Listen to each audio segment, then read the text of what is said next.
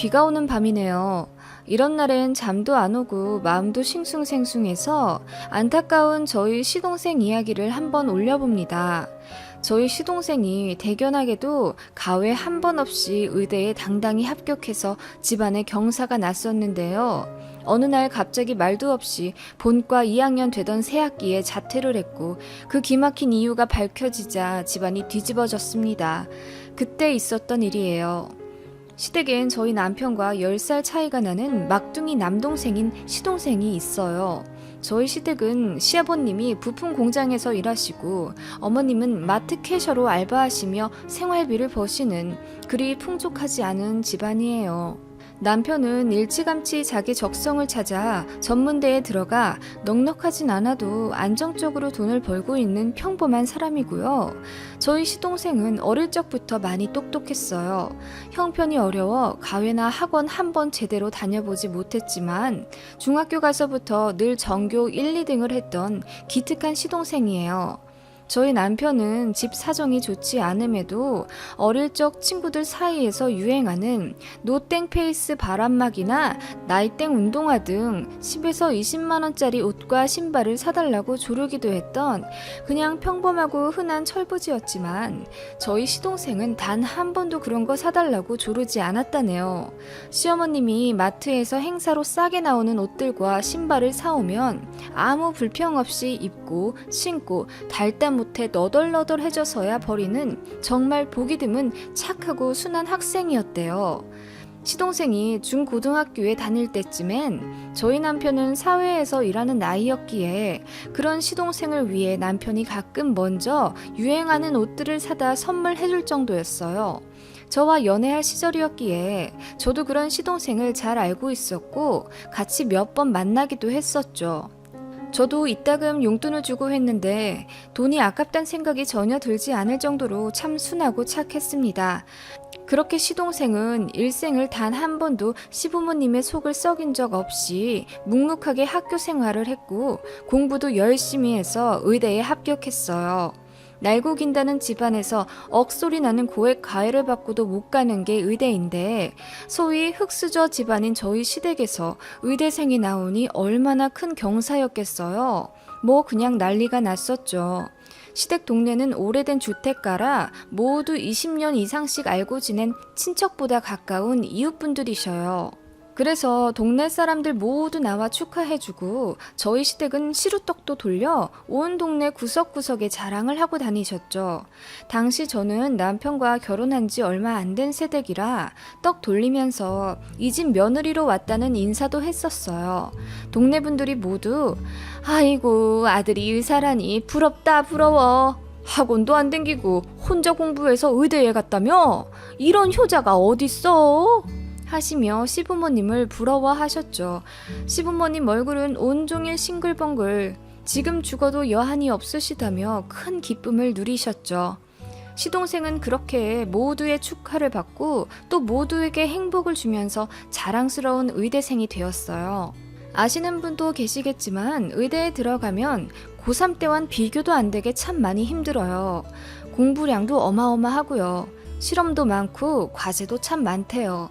뛰어난 브레인들만 모인 곳이라 성적 다툼도 엄청 치열하죠. 의대에 들어가기만 하면 땡이 아니라 그 안에서 서바이벌처럼 살아남아야 의사가 되는 곳이 의대예요. 그래서 고3 때보다 훨씬 고생하며 밤낮으로 공부하더라고요. 저희가 시댁에 방문해서 시동생의 안부를 물으면 우리 지환이가 지난주 내내 지 자취방에도 못 갔다 하더라고. 반찬 좀 보내려고 했는데 어차피 밥도 제대로 못 먹는다며 보내지 말라네. 딱해 죽겠어 아주. 아직 예과인데도 그렇게 바쁘니 본과 올라가면 더 고생하겠다 싶어 시동생이 참 걱정되더라고요. 어느 날 시동생이 의대에 들어간 지 2년 정도 되었을 때 저와 남편이 시동생이 다니고 있는 학교 근처에 우연히 가게 되었어요. 그날은 주말이라 학교에 안 갔겠지, 자취방에 있겠지 생각해서 시동생 만나서 점심이나 사주려고 전화를 걸었어요. 그런데 시동생이 전화를 안 받더라고요. 학교 근처라 밥 사주겠다고 카톡을 해도 받지 않더라고요. 바쁜가 보다 하고 차를 돌리려고 하는데 저 멀리 외진 공원 한 구석에 누군가 앉아 담배를 피우고 있는 모습이 보이더라고요. 그 모습이 꼭 저희 시동생이랑 비슷해서 제가 자기 저기 우리 도련님 아니야? 했죠. 남편도 눈을 개슴츠레하게 떠서 집중해서 보더니 맞네 우리 지환이. 아 근데 이놈 언제 담배를 배웠지? 하며 차에서 내렸어요. 시동생에게 다가가 이름을 부르니 소스라치게 놀라며 담배를 비벼 끄더라고요. 아니 도련님 폰은 손에 들고 있으면서 왜 우리 연락을 안 받아요? 아 그게요. 아 이제 곧 학교 들어가야 해서요. 지환아 표정이 왜 그래? 무슨 일이야? 남편의 말을 듣고 그제야 시동생의 안색이 파리하게 안 좋고 예전보다 많이 말라 있었다는 사실을 알아챘어요. 시동생을 잡고 무슨 일이냐고 캐묻자 난감하다는 듯이 회피하더니 학교 들어가 봐야겠다며 급하게 자리를 뜨더라고요. 남편과 함께 그런 시동생을 많이 걱정했어요. 워낙 과묵한 성격의 소유자라 본인이 먼저 입 열기 전에는 아무리 닥달해도 말해주지 않을 거라며 남편은 그냥 시동생 믿고 기다려보자고 하더라고요. 부모님 걱정하실 테니 시댁에는 말하지 말자고 하고요. 그런 일이 있고 난 후 시간이 1년쯤 더 흘렀어요. 시동생은 어엿한 본과 2학년 학생이 되었습니다. 다들 봄맞이로 들떠있던 어느 따스한 오후 시댁에 안부 전화를 하니 시어머님이 걱정에 찬 목소리로 말씀하시더라고요. 얘, 너 혹시 지환이랑 연락이 되니? 도련님이요? 아니요, 저보단 남편이 종종 연락하죠. 연락 안 되세요? 도련님 요즘 새학기라 바쁘지 않을까요? 아니 우리 지환이가 2주째 연락이 안 돼. 아무리 정신이 없어도 말이야 이놈이 말이 없고 무뚝뚝하긴 해도 이런 적은 없었는데. 2주요? 2주는 좀 심한데요. 남편이랑 자취방 찾아가 볼게요 하여 그 주 주말에 남편과 시동생의 학교 근처로 갔습니다. 자취방에 도착할 때까지 계속 전화를 거는데 통 안 받더라고요. 그렇게 도착해서 자취방 문을 두드렸습니다. 그런데 문을 열고 나온 사람은 저희 도련님이 아니었어요. 어? 여기 유지환 학생 사는 집 아니에요? 아, 전에 사시던 분인가 보네요. 우편물에 적힌 이름이네요. 저 이 집에 새로 이사 온 지 한 달 좀 안 됐어요. 청천벽력 같은 상황. 말도 없이 이사를 가다니요? 아무리 성인이라도 아직 학생인데 가족에게 말도 안 하고 마음대로 이사를 간 건 보통 일이 아니다 싶었어요. 연락도 안 받고요. 그래서 학교에 찾아갔죠. 물어물어 시동생이 다니는 의대 본과 건물에 도착했어요. 주말이었지만 다들 바쁜 의대생이라 그런지 학생들이 꽤 많더라고요. 물어물어 시동생이 속해 있는 과 사무실을 찾아갔어요. 그리고 지나가는 한 학생을 붙잡고 물었죠. 저기 혹시 유지환 학생을 아시나요? 지환이요? 제 동기였는데 무슨 일이시죠? 이상했어요. 동기였다니. 동기면 동기지 과거형은 뭔지 듣자마자 쎄한 느낌이 들더라고요. 지환이 친형입니다. 연락이 안 되길래 걱정되어서 학교까지 찾아왔어요. 아 그러세요? 하더니 굉장히 난감한 얼굴을 하더라고요. 그 학생이. 그리고 이어 말하는 충격적인 이야기. 지환이 자퇴한 거 모르세요? 한 달 전에 학교 관뒀어요. 예과 마치고 본과 1학년 끝날 때쯤 갑자기 자퇴하고 싶다고 해서 선배들이 엄청 말렸죠. 그래도 본과 2학년까지 무사히 올라오나 싶더니 결국 관두더라고요. 그래서 난리 났었어요. 내 동생이 자퇴를 했다고요? 휴학이 아니고요? 믿을 수 없다는 듯 남편이 경악하며 물었죠. 네, 저도 차라리 휴학을 하라고 했죠. 그런데 안 되겠다고 하더라고요. 지환이 많이 힘들어했어요. 가족분들은 모르셨나 보네요. 하며 안타깝다는 듯이 저희를 보더니 이어 말하기 시작했어요. 지환이가 해부 실습 때마다 기절할 듯이 힘들어했어요. 첫 실험 때 패닉 와서 책상 밑에 들어가서 벌벌 떨다가 뛰쳐나가서 그때 저희 건물 전체가 지환이 때문에 난리 났었어요. 교수님까지 잡으러 가셨을 정도니까요. 알고 보니 지환이가 피를 엄청 무서워하더라고요. 그 이후로 실습 잡히면 미리 청심환을 먹기도 했고요. 그러면 안 되지만 소주도 한 잔 먹고 들어간 적도 있어요. 너무 힘들어하니까 선배들이 오죽하면 술까지 권하더라고요. 그런데도 안 되더라고요. 지환이가 피를 무서워했다고요? 네, 다른 건 괜찮은데 피만 보면 벌벌 떨고 구석으로 도망가려고 했어요. 그래서 사실 점수를 거의 못 받았다고 봐야 하죠? 입이 다물어지지 않았습니다. 일단 시동생을 찾아야 했어요. 남편과 학교를 빠져나와 시동생에게 계속 전화를 걸었어요. 카톡도 남겼죠. 자퇴한 거 알고 있는데 부모님한테 말씀드리기 전에 당장 연락하라고. 그랬더니 슬그머니 답장이 오더라고요. 오늘 집에 가서 다 말할 테니까 좀 기다려달라고. 그래서 바로 차를 돌려 시댁으로 전화했어요. 시동생이 곧 집에 올 거라고 말씀드렸죠. 그랬더니 아무것도 모르는 시어머니가 너무나 기뻐하시며 빨리 마트 가서 소갈비라도 하게 장 봐오겠다고 들떠 계시더라고요. 그런 시어머니께 아무 말씀도 드릴 수 없었죠. 남편과 저는 너무나 착잡해하며 시댁으로 갔어요. 오랜만에 연락이 닿아 집에 온다는 막내 아들을 기다리시며 시부모님 모두 기뻐하시더라고요. 그 모습을 보니 차마 입이 떨어지지 않았습니다. 우리 지환이 3년만 더 버티면 인턴이네. 병원에서 흰 가운 입은 지환이 얼마나 멋질런지 아마 병원에서 제일 멋있을 거야. 그렇게 설레어하며 기다렸지만 시동생은 저녁 시간이 지나도 오지 않았습니다.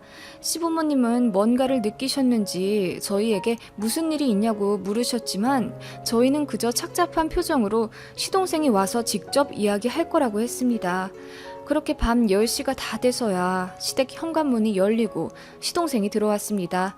너무나 수척해진 얼굴로 고개를 떨구며 들어온 시동생. 저희 가족 모두 그런 시동생에게 달려갔죠. 시동생이 아무런 감정이 느껴지지 않는 메마른 얼굴로 부모님께 할 말이 있다고 거실에 모두 앉으시라 말하더니 그 굳게 닫혔던 입을 열더라고요. 저 자퇴했어요. 청천벽력과도 같은 소리에 시부모님 모두 잘못 들었다는 듯이 어안이 벙벙하셨고 저와 남편은 고개를 숙일 수밖에 없었죠. 시아버님이 정신을 차리시고 그게 무슨 말이냐 물으셨어요. 시동생이 재차 대답했어요. 자퇴했다고요. 저 이제 의대생 아니에요. 얘기가 떨어지자마자 시어머님이 소리를 악 지르시며 시동생이 무릎에 대고 있던 손을 떼어 벌벌 떠셨어요. 도저히 극복할 수가 없었어요. 하며 울기 시작하는 시동생을 남편이 끌어안아 괜찮아, 그럴 수 있어 하며 달랬습니다. 시아버님이 정신을 좀 차리시더니 천둥보다 크게 소리를 지르시더라고요. 뭐? 의대를 관둬? 어떻게 들어간 의대를 관둬? 그것도 네 맘대로? 하시더니 손을 크게 올려 시동생을 때리려고 하시기에 제가 급하게 막았습니다. 아버님, 도련님께 사정이 있겠죠. 이야기 좀 들어보세요. 사정? 사정 같은 소리 하고 있네. 어떻게 이렇게 부모 얼굴에 먹칠을 한단 말이냐? 그러자 시동생이 울부짖으며 소리쳤어요. 다 아버지 때문이에요. 아버지 때문에 제가 이렇게 된 거라고요. 하더니 벌벌 떨며 울더라고요, 시동생이. 그리고 이어 힘겹게 말을 이어갔습니다. 피만 보면 정신이 아득해지고 손이 떨려 아무것도 할 수 없었어요. 책상 밑이든 캐비넷이든 그냥 숨어 들어가고 싶었죠. 약을 먹고 술을 먹어도 피 앞에선 소용이 없었어요. 그러다 신경정신과에 가서 알게 되었어요. 정신과? 상상도 못했던 단어가 나오자 저희 시댁은 모두 얼음이 되었죠. 제가 초등학교 4학년 어느 비오던 밤에 아버지가 엄마를 복날 개패듯 때리신 적이 있었어요. 부엌에서. 예상도 하지 못한 말에 시아버지가 말을 더듬으며 그게 무슨 소리냐고 물으셨어요. 그때 아버지가 칼을 들고 엄마한테 소리치셨잖아요. 한 번 더 말대꾸하면 죽여버리겠다면서. 그래서 엄마가 죽여보라고 소리치니 아버지가 엄마를 정말 칼로 찌르셨잖아요. 그때 엄마 옆구리에서 흘러나오던 피 제가 다 봤어요. 충격적인 시동생의 말. 시아버지는 얼굴이 백지장이 되어서 아무 말도 못하셨고 어머님은 울부짖으시며 시동생을 끌어안았습니다. 아니, 그걸 네가 봤어? 지환아, 정말 미안하다. 알고 보니 시부모님은 참 자주 싸우셨다고 해요. 시아버님이 저희 남편 어릴 때까지 알코올 중독이셔서 저녁에 술을 드시고 그렇게 어머님을 자주 때리셨다네요. 그러다가 남편이 어느 정도 커서 키가 아버님만해졌을 때쯤 아버님을 힘으로 제압하고 그만하라고 소리를 질렀다고 해요. 그날 이후로 아버님이 정신을 차리셨는지 술을 끊으시고 새 사람이 되셨다고 하네요. 저는 몰랐어요. 오히려 시어머님이 더 소리를 지르시고 시아버지를 달달 볶으며 사시기에 그런 과거가 있으셨는지 상상도 못했죠.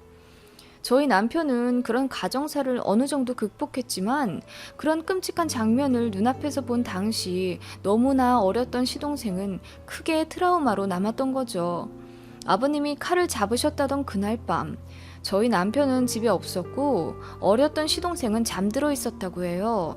시부모님은 당시 부엌에서 싸우셨는데 너무 소란스러운 소리에 시동생이 잠에서 깨어나 부엌에 갔다가 그 잔인한 장면을 목격하게 된 것입니다. 자주 다투긴 하셔도 그렇게까지 심하게 싸우신 적은 없으셨나 봐요.